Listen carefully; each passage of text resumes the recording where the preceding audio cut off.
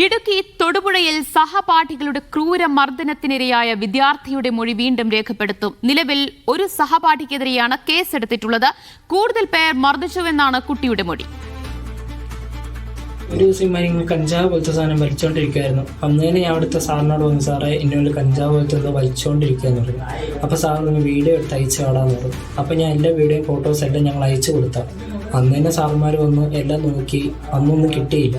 പിന്നെ സാറ് പോയി കഴിഞ്ഞ് ഇത് തന്നെയായിരുന്നു, വലിയോട് വലിയായിരുന്നു. അന്നേരം വീഡിയോ എടുത്ത് വീണ്ടും സാറിന് അയച്ചു കൊടുത്തു. അന്നേരം ആ വീഡിയോയിൽ എങ്ങനെയാണുള്ളത് അതേപോലെ അമ്മമാരെ 3 പേരെയും ചോദ്യം ചെയ്ത് വെളിയിലോട്ട് ഇറങ്ങി. കയറി വരികയും കുറച്ച് കഴിഞ്ഞ് പറഞ്ഞ് എൻ്റെ ഇവിടെ കയറി ഒരു പിടിച്ചിങ്ങനെ എണീപ്പിച്ച് ആ വേന കൊണ്ട് എണീറ്റു.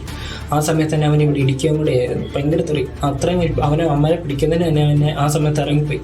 പിന്നെ വൈകിട്ട് അതുപോലെ വന്ന് ഭയങ്കര വേദനയായിരുന്നു, നല്ല വേദനയായിരുന്നു. അങ്ങനെ മെഡിക്കൽ കോളേജിൽ കൊണ്ടുപോയിട്ട് ഇത് പറഞ്ഞ് ഫുള്ളായിട്ട് എടുത്ത് മാറ്റേണ്ടതായിട്ട് വന്നു.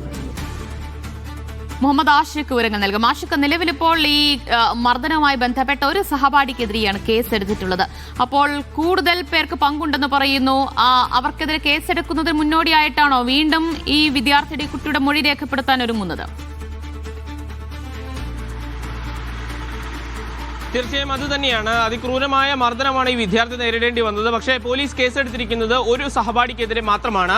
മറ്റ് വിദ്യാർത്ഥികൾക്കും സഹപാഠികളായ വിദ്യാർത്ഥികൾക്കും ഇതിൽ പങ്കുണ്ട് എന്നാണ് കുട്ടിയുടെ മൊഴി. ഈ പശ്ചാത്തലത്തിലാണ് അണക്കര സ്വദേശിയായ മർദ്ദനമേറ്റ കുട്ടിയുടെ മൊഴി വീണ്ടും രേഖപ്പെടുത്താൻ പോലീസ് തീരുമാനിച്ചിട്ടുള്ളത്. വീണ്ടും അന്വേഷണം ചുമതലയുള്ള തൊടുപുഴ ഡിവൈഎസ്പി അണക്കരയിലെത്തി കുട്ടിയുടെ മൊഴി രേഖപ്പെടുത്തും. ആരൊക്കെയാണ് മർദ്ദനം നടത്തിയത് എന്നുള്ള പേരുവിവരങ്ങൾ ശേഖരിച്ച് അവർക്കെതിരെ കൂടി കേസെടുക്കുവാനുള്ള നീക്കമാണ് ഈ ഘട്ടത്തിൽ നടക്കുന്നത്. കൂടാതെ നിലവിൽ ആന്റി റാഗിംഗ് ആക്ട് പ്രകാരമാണ് കേസെടുത്തിട്ടുള്ളത്. മറ്റു വകുപ്പുകൾ ഏതെങ്കിലും ചേർക്കണമെന്നുണ്ടോ എന്നുള്ളതും പോലീസ് പരിശോധിക്കുന്നുണ്ട്. വലിയ പ്രതിഷേധം ഇതിന്റെ ഭാഗമായി ഈ മർദ്ദനമേറ്റതുമായി ബന്ധപ്പെട്ട് ഈ സ്വകാര്യ സ്ഥാപനത്തിന്, കുട്ടി പഠിച്ച സ്വകാര്യ സ്ഥാപനത്തിന് നേരെയും ഉയർന്നിരുന്നു. കാരണം അവരുടെ ഹോസ്റ്റലിലെ ലഹരി ഉപയോഗം തുറന്നു പറഞ്ഞതിനാണ് ഈ കുട്ടിക്ക് നേരെ മർദ്ദനമേൽക്കേണ്ടി വന്നത്. എന്നാൽ ആ സ്ഥാപനം ലഹരി ഉപയോഗിച്ച കുട്ടികൾക്കെതിരെ നടപടിയോ മറ്റ് കാര്യങ്ങളോ എടുത്തില്ല എന്നുള്ള വിമർശനം ഈ സ്ഥാപനത്തിനെതിരെയുണ്ട്.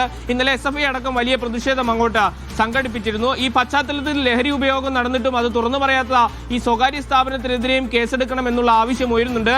ഇതിന്റെ നിയമസാധുതയും പോലീസ് ഏതായാലും പരിശോധിക്കും. ഏതായാലും അന്വേഷണമായി മുന്നോട്ട് പോകുവാൻ തന്നെയാണ് പോലീസിന്റെ തീരുമാനം. അതിക്രൂരമായ മർദ്ദനമാണ് അണക്കര സ്വദേശിയായ വിദ്യാർത്ഥിക്ക് സഹപാഠികൾ ലഹരി ഉപയോഗിക്കുന്നുണ്ട് എന്നുള്ളത് അധികൃതരോട് പറഞ്ഞതിന്റെ പേരിൽ നേരിടേണ്ടി വന്നത്. ഏതായാലും ഇക്കാര്യത്തിൽ കർശനമായ നടപടി ഉണ്ടാകും എന്നറിയിക്കുകയാണ് പോലീസ് ഈ ഘട്ടത്തിൽ. ശരി, അപ്പോൾ കൂടുതൽ സഹപാഠികൾക്കെതിരെ കേസെടുക്കുമെന്ന് തന്നെയാണ് വിവരം.